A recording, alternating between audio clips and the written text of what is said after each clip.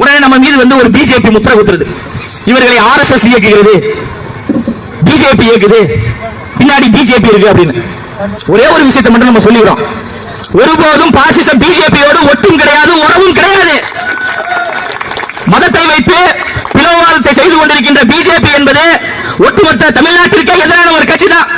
எங்களுடைய கொள்கை எதிரி என்றுமே பிஜேபி பிஜேபி பிஜேபி என்பதில் மிக தெளிவாக வருகிறோம்.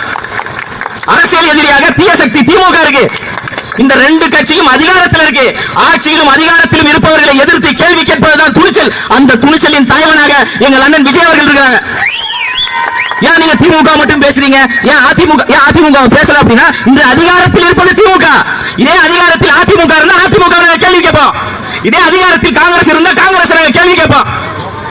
அதிகாரத்தில் இருக்கக்கூடிய மாநில ஆட்சியையும் மத்திய ஆட்சியையும் எதிர்த்து கேள்வி கேட்கிறார் என்றால் இதுதான் தலைமை பண்பு, இதுதான் அரசியல் படுத்தக்கூடியது. அப்படி மிகப்பெரிய ஒரு அரசியல் மாற்றத்தை அண்ணன் விஜய் அவர்கள் செய்து கொண்டிருக்கிறாங்க. ஆனால் இங்கு இஸ்லாமிய சமுதாயத்தை சார்ந்த மக்கள் அதிகமாக வாழக்கூடிய தொகுதி. தொடர்ந்து இந்த மக்களின் மீது ஒரு பொய்யான ஒரு அவதூறை பிஜேபி சொல்லிதான் ஒரு கட்சி ஆரம்பிச்சாரு. ஒன்னே ஒண்ணு சொல்ற, இந்த பாளையங்கோட்டை தொகுதியில சொல்ற, சொட்ட மண்டையில் கூட முடி மலருமே தவிர தமிழ்நாட்டில்